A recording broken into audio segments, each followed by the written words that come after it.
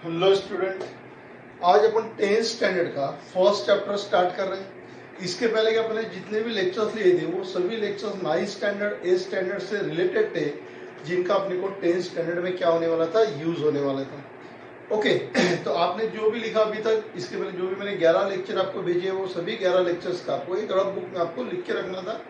जब जब अपने को उसकी जरूरत गिरेगी अपन उसको क्या करते रहेंगे, यूज करते रहेंगे। तो रजिस्टर या जहाँ पर भी आपने नोट डाउन किया होगा वो हमेशा आपके साथ में रखिए जब तक आप 10th पास होते नहीं तब तक। तो आज के लेक्चर से अपन 10th स्टैंडर्ड का सिलेबस क्या करने वाले हैं, स्टार्ट करने वाले हैं। तो सबसे पहले अपन अलजेब्रा का स्टार्ट करते हैं, पेपर 1 को स्टार्ट करते हैं। और पेपर 1 में पहला जो चैप्टर है वो है लीनियर इक्वेशन इन 2 वेरिएबल्स। अब आप ऑलरेडी लीनियर से फैमिलियर हो, इक्वेशन भी आपको समझता है क्योंकि 9th स्टैंडर्ड में आप लोगों ने लीनियर इक्वेशन इन 1 वेरिएबल पढ़ा हुआ है। और अगर लीनियर इक्वेशन इन 1 वेरिएबल नहीं भी पढ़ा हुआ है तो भी अपने बेसिक के अंदर उसको क्या किया हुआ है, कवर किया हुआ है।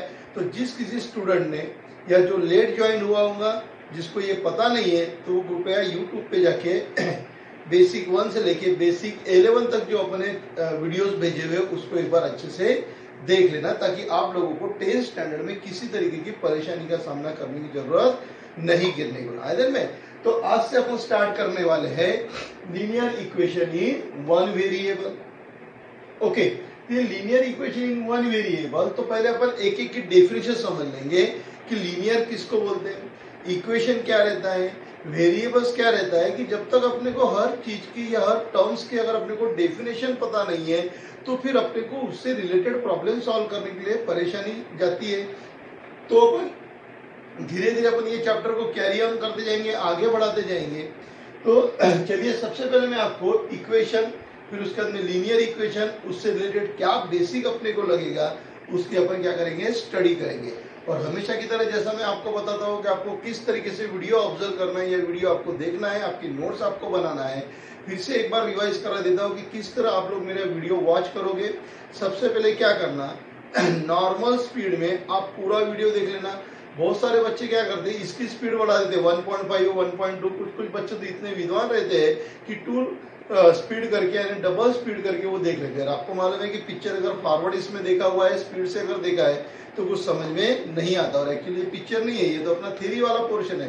पहले ही मैथ के नाम से बहुत सारे जन डरते हैं, ऊपर से अगर अपन उसको डबल स्पीड में अगर देख लेंगे तो जितनी अपनी नॉर्मल एबिलिटी है सुनने की, उससे अगर डबल स्पीड से अपन सुनेंगे तो अपने को कुछ भी समझ में नहीं आएगा। सिर्फ बोलने के लिए होगा कि मैंने वीडियोस देखा करके आए दिन में।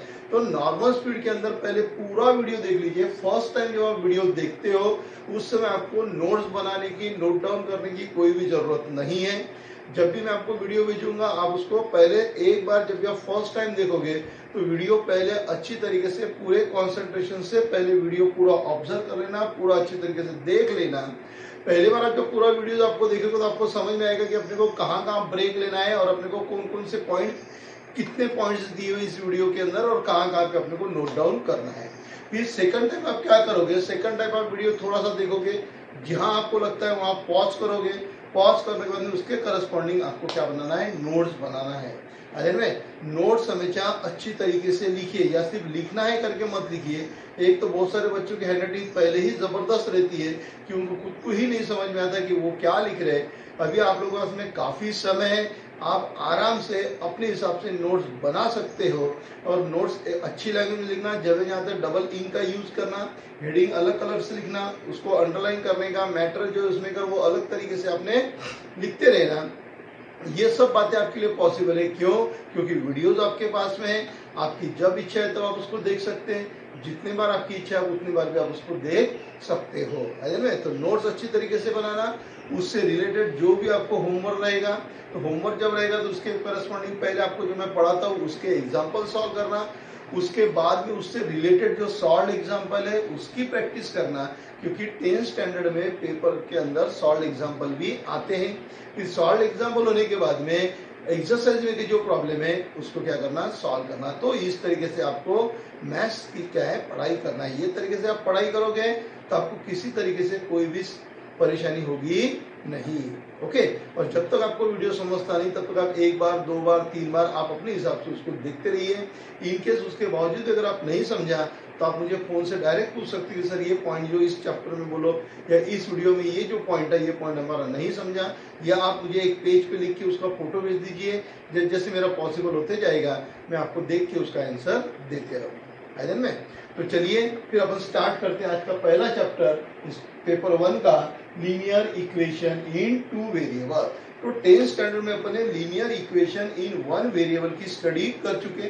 अब वो बहुत सारी जगह 9th स्टैंडर्ड में बहुत से लोगों को पता भी नहीं है, क्योंकि 9th स्टैंडर्ड इस साल ऑनलाइन हुआ है, तो कुछ स्कूल में या कुछ कहीं क्लासेस जहाँ भी लगाए होंगे वहां पर कहीं कहीं हुआ है, कहीं नहीं हुआ है।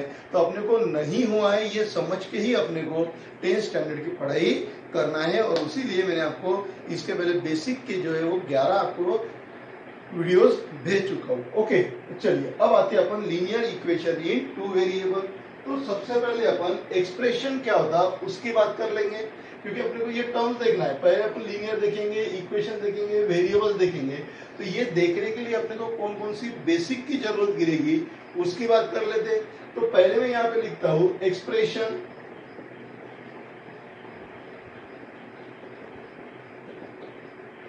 पहले क्या लिखेंगे अपन एक्सप्रेशन। तो पहले अपन एक्सप्रेशन की डेफिनेशन देख लेते हैं। Expression means it is the combination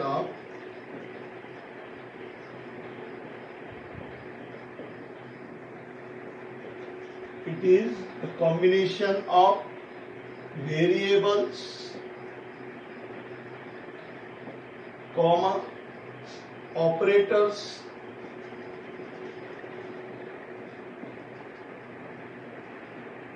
and brackets.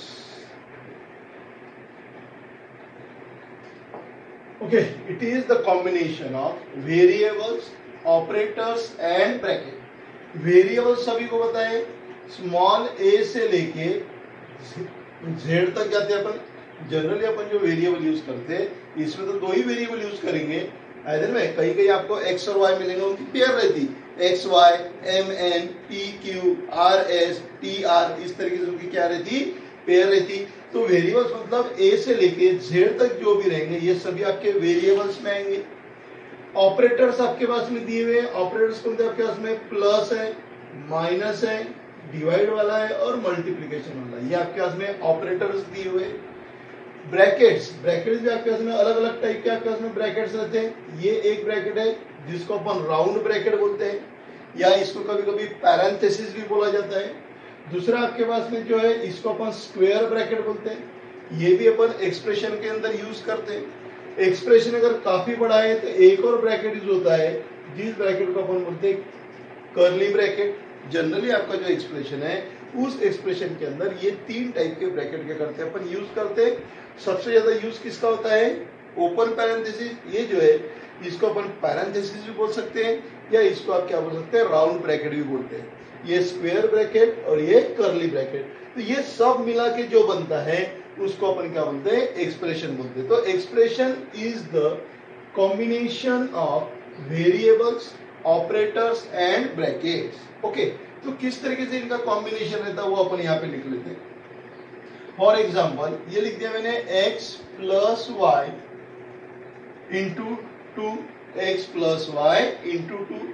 x और y वेरिएबल हो गया, 2 क्या हो गया आपका? इंटीजर। तो इसमें एक और वर्ड भी ऐड कर सकते हैं अपन कि it is the combination of integers या नंबर्स लिख दो यहाँ पे। It is the combination of numbers, variable, operator. अब ये दो है, ये ऑपरेटर हो गए, ये आपका ब्रैकेट हो गया। x और y क्या हो गया आपका? वेरिएबल, और 2 क्या हो गया आपका? नंबर। दूसरा एक एग्जांपल लिखेंगे अपन 2 plus 3 into 5 plus y into x, all these are the expression. ये जो 2 मैंने यहाँ पे लिखे हुए ये दोनों क्या है? आपके एक्सप्रेशन है। ओके, 10th स्टैंडर्ड में सबसे प्लस पॉइंट ये है कि आपको किसी भी चीज की डेफिनेशन पूछे नहीं जाती। वो ठीक है, डेफिनेशन नहीं पूछी जाती इसका मतलब अपने को डेफिनेशन पता नहीं होना चाहिए, ऐसा नहीं है। बेसिक अपने को पता होना चाहिए, चाहे वो एग्जाम में पूछे या नहीं पूछे। ओके, तो ये हो गया एक्सप्रेशन। उसके बाद में अब आएंगे अपन इक्वेशन। सेकंड डिफिनेशन अपन देख रहे हैं equation. Equation means the expression. अब एक्सप्रेशन तो आपको समझ गया, the expression having the sign of equal to, the expression having the sign of equal to, कि ये जो मेरे पास में एक्सप्रेशन है, इस एक्सप्रेशन में अगर इक्वल टू साइन आती, the expression having the sign of equal to, then that expression is nothing but the equation। तो फिर वो एक्सप्रेशन काय में कन्वर्ट हो जाएगा, इक्वेशन में कन्वर्ट हो जाएगा। For example x plus Y into two equal to 7, x plus Y into two, ये आपका क्या हो गया एक्सप्रेशन। साइन को होता गया इक्वल टू, इधर आप 7 भी लिख सकते हैं, 0 भी लिख सकते हैं, कोई भी एक आधा वेरिएबल लिख सकते हैं। सिर्फ कहने का मतलब क्या है, एक्सप्रेशन में अगर इक्वल टू साइन आ गया तो वो क्या हो जाता है, इक्वेशन हो जाता है।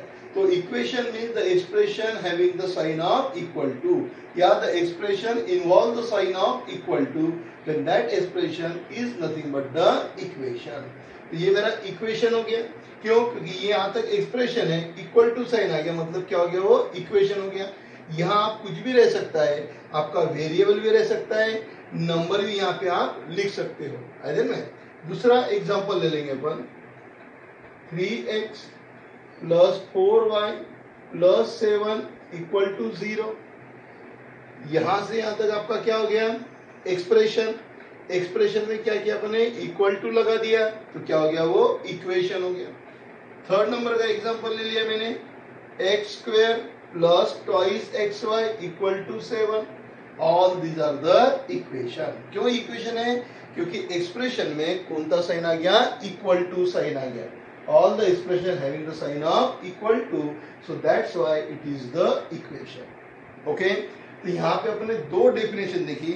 एक डेफिनेशन अपने किसका देखा, एक्सप्रेशन का देखा, और एक डेफिनेशन आपने किसकी देखी, इक्वेशन की देखी।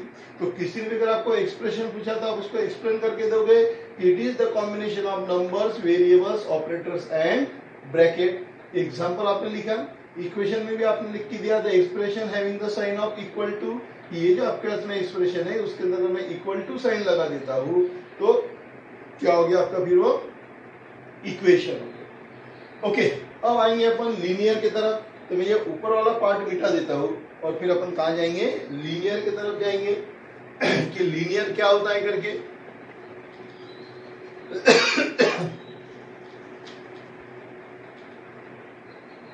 ओके, तो लीनियर की बात करेंगे अपन।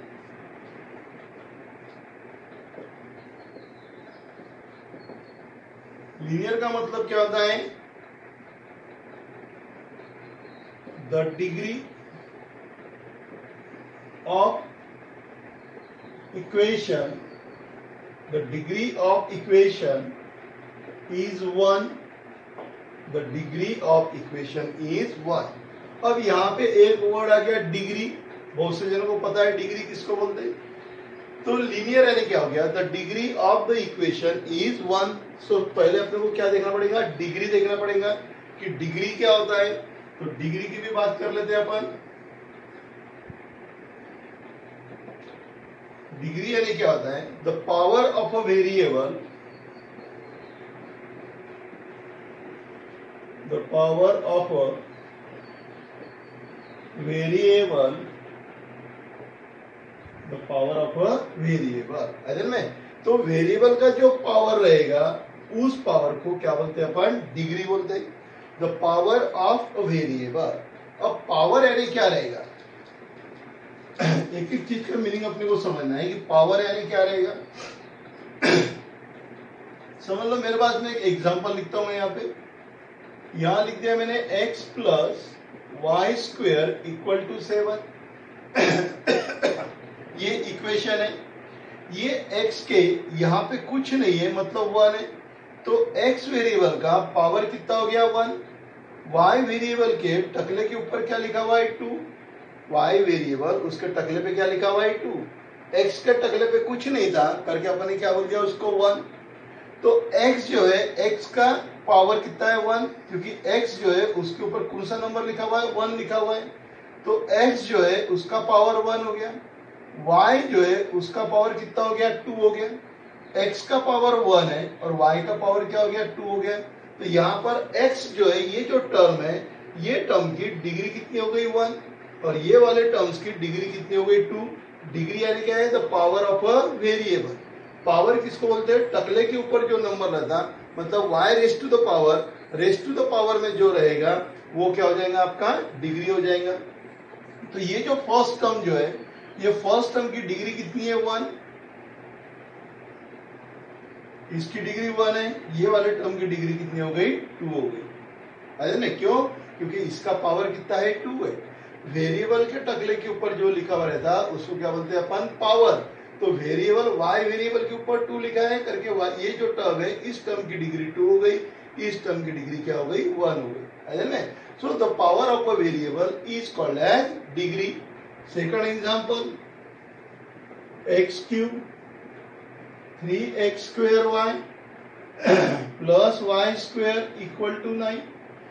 x क्यूब तो इसकी डिग्री 3, इसकी डिग्री देखो x का स्क्वायर है इसका कुछ नहीं है मतलब 1 है, तो 2 प्लस 1 कितना हो गया 3। ये जो फर्स्ट टर्म है फर्स्ट टर्म जो है वो वेरिएबल के ऊपर 3 लिखा हुआ है करके उसकी डिग्री 3। सेकंड टर्म के अंदर दो वेरिएबल है, एक वेरिएबल x है और एक वेरिएबल y है। x के ऊपर 2 लिखा है, y पे कुछ नहीं था करके 1 है, तो 2 प्लस 1 कितना हो गया 3 और यहाँ पे y स्क्वायर है तो इसकी डिग्री कितनी हो गई 2 हो गई। आगे सबके ध्यान में। So in this way we can find out the degree of terms. Degree किसकी फाइंड आउट करेंगे अपन, टर्म्स की। पूरे इक्वेशन की डिग्री अपन फाइंड आउट नहीं कर रहे क्योंकि डिग्री ऑफ इक्वेशन का अलग कंसेप्ट है। अभी अपने को यहाँ पे सिर्फ डिग्री ऑफ टर्म्स देखना है। तो डिग्री यानी मैंने आपको बोला the power of a variable. यहाँ पे जो वेरिएबल है वो वेरिएबल के टकले के ऊपर जो लिखा हुआ रहता है उसको अपन क्या बोलते हैं, पावर बोलते हैं। तो आपको समझ में आ गया अभी कि डिग्री किस तरह फाइंड आउट करते करके। ओके, अब मुझे क्या लिखना है, linear the degree of equation is 1। मतलब आपके पास में जो वेरिएबल है वो सभी वेरिएबल का पावर कितना आने को ना 1 आने को ना। द डिग्री यानी क्या है पावर। तो क्या linear mean the power of a variable of a equation is 1। कि मेरे पास में जितने भी इक्वेशन है उस इक्वेशन के अंदर जो भी वेरिएबल्स आएंगे उस वेरिएबल का पावर कितना रहने को ना 1 रहने को ना। तो यहाँ पे पावर 2 है मतलब ये लीनियर नहीं है, यहाँ पर पावर 3 है मतलब ये लीनियर नहीं है।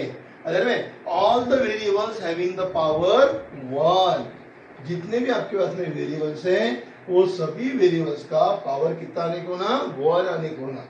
तो उसको अपन क्या बोलेंगे, लीनियर। अब ये जो एग्जांपल मैंने यहाँ पे मिटा दिए आप इसको नोट डाउन कर लेना। मैं इसके एग्जांपल्स आपको लिख के देता हूँ। यहाँ लिखा मैंने x plus Y equal to 7। Second लिखता हूँ मैं यहाँ पे twice x minus Y equal to 0। Third लिख लिया मैंने यहाँ पे 4x minus root 3y equal to 9। Fourth number का लिख लिया मैंने x equal to y। Fifth number का लिख लेता हूं मैं ax plus by equal to c। ये मैंने बोर्ड के ऊपर जो एग्जाम्पल्स लिखे हैं 5 एग्जाम्पल्स आपको दिए हुए हैं, तो इनको अपन पहले स्टडी कर लेते हैं। सबसे पहले अपन ये स्टडी कर लेते हैं कि ये लीनियर है क्या। ओके, तो the equation the degree of a equation is 1।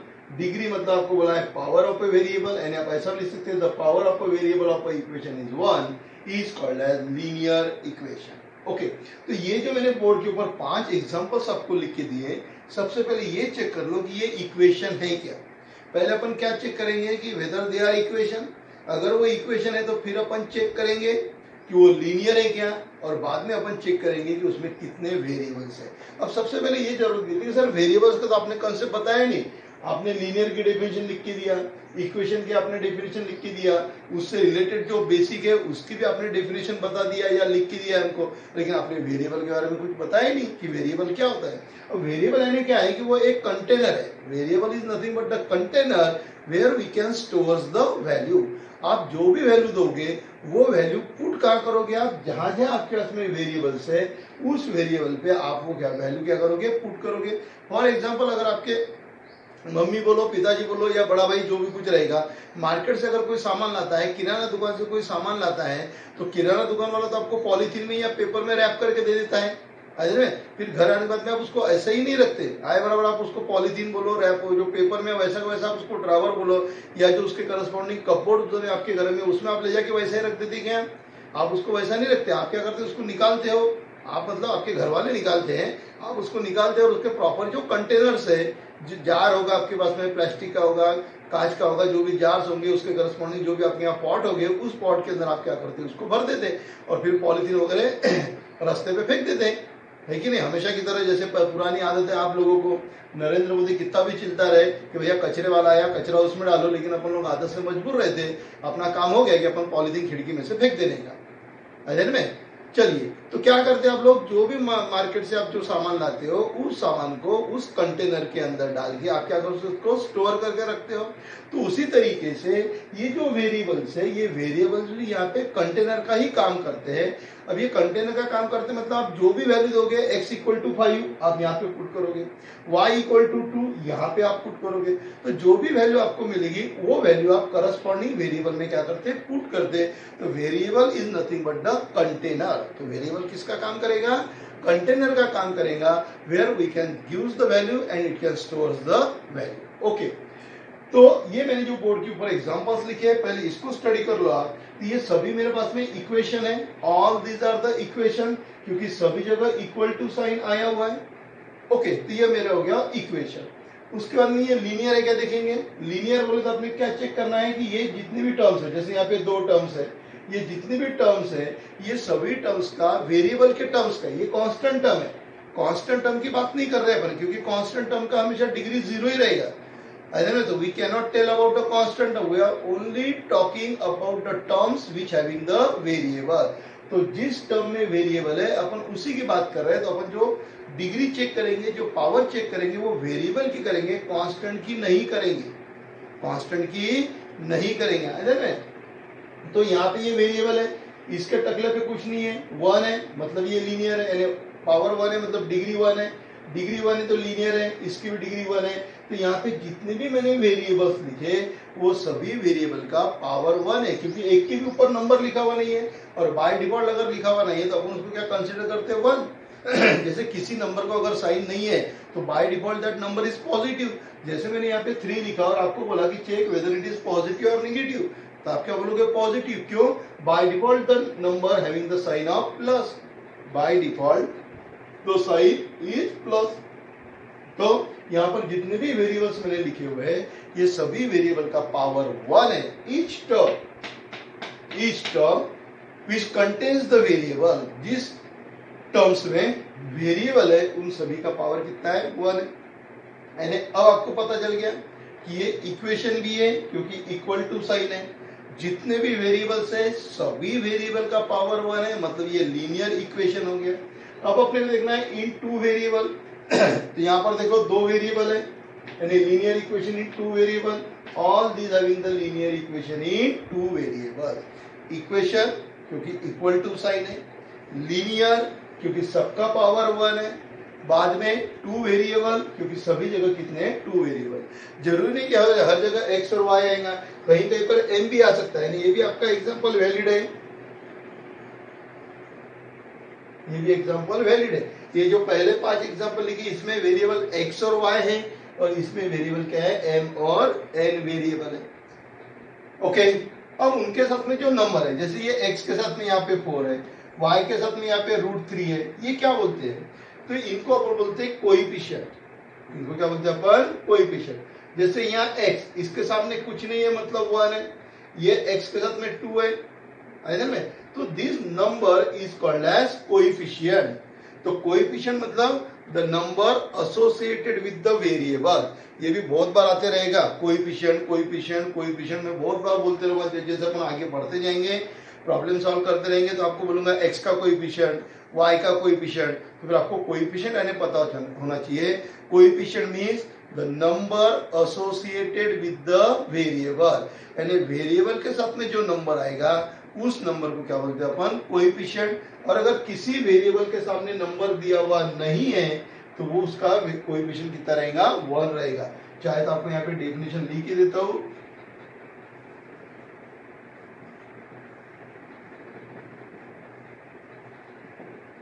Coefficient means the number associated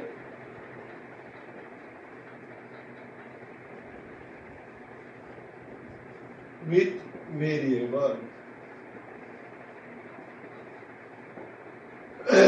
the number associated with variable, कि वेरिएबल के साथ में जो नंबर आएगा उस नंबर को बोलते हैं अपन कोएफिशिएंट। तो x उसके सामने कुछ नहीं है, मतलब x का कोएफिशिएंट 1, y का कोएफिशिएंट 1, x का कोएफिशिएंट 2, y का कोएफिशिएंट -1, यहाँ पे माइनस साइन है ना, तो y का कोएफिशिएंट -1, x का कोएफिशिएंट 4, y का कोएफिशिएंट -√3, x का कोएफिशिएंट 1, y का कोएफिशिएंट 1, x का कोएफिशिएंट a, y का कोएफिशिएंट b, n का कोएफिशिएंट 3, n का coefficient -5. So it is called as coefficient. Okay, so all these are the related with the linear equation in two variables. अगर में तो आपका जो heading है वो हेडिंग से रिलेटेड जो भी बेसिक कंसेप्ट था वो पूरा मैंने आपको बेसिक कंसेप्ट यहाँ पे क्या करके दिया है, समझा के दिया हुआ है। तो जिस तरीके से मैंने बोर्ड के ऊपर लिखा हुआ है, इसके पहले भी जो मैंने लिखा हुआ है, आपको उसी तरीके से आपके रजिस्टर में क्या करना है, आपको नोट डाउन करते जाना है। ऐसे में जो पहले जो स्क्रीन पे था आपको जो लिख के दिया था, एक्सप्रेशन की डेफिनेशन, उसके बाद में आपकी इक्वेशन की डेफिनेशन, जो भी स्टेप बाय स्टेप में आपको लिख के दिया है, आपको उसी तरीके से आपकी नोट्स बनाना है। ऐसे में तो linear equation in two variable से रिलेटेड जितनी भी थ्योरी थी वो थ्योरी मैंने आपको क्या करके दिया हुआ है, एक्सप्लेन करके दिया है। आपका काम है आप एक बार इसको वीडियो को अच्छे से देख लो। सेकंड राउंड में आपको बराबर अच्छी तरीके से अपनी नोट्स बनाते जाना है, और फिर भी कहीं पर अगर डाउट्स होगा तो आप मुझे पूछ सकते हो। नंबर सभी को मेरा पता है, ग्रुप में भी ऐड किया हुआ है, तो ग्रुप में भेजोगे तो मैं देख नहीं पाता हूँ जनरली, तो आप मुझे पर्सनल नंबर पे आपकी जो भी क्यूरीज होगी आप भेज सकते हो। जैसे जैसे टाइम मिलते जाएगा वैसे वैसे मैं आपको उसके बारे में समझाते रहूंगा। आई में तो फिर नेक्स्ट लेक्चर के अंदर अपन आगे जो आपको दिया हुआ है उससे अपन क्या करेंगे, स्टडी करेंगे। इसके बाद की जो एक्सरसाइज है वो स्टडी करेंगे, उससे रिलेटेड आपको पहले डेफिनेशन समझा के देंगे, और फिर अपन एक्सरसाइज को क्या करेंगे, स्टार्ट करेंगे। बेसिक आपको अच्छे से समझा दिया है, टर्म्स आपको ध्यान में रखना है, डिग्री आपको समझना है, पावर आपको समझना है, लीनियर आपको पता होना चाहिए, कोएफिशिएंट आपको पता होना चाहिए, और सब मैंने आपको अच्छी तरीके से एक्सप्लेन करके दिया हुआ है। ऐसे में फिर से बोलता हूँ कि वीडियो फास्ट करके मत देखिए। वीडियो अगर आप फास्ट करके देखोगे, स्पीड अगर बढ़ा के देखोगे तो आपको कुछ भी समझ में नहीं आएगा। ओके, तो चलिए ये लेक्चर को अपन यहीं पर ही रोकते हैं, फिर अपन नेक्स्ट लेक्चर के अंदर मिलेंगे इसके आगे के टॉपिक के साथ में। Okay, bye.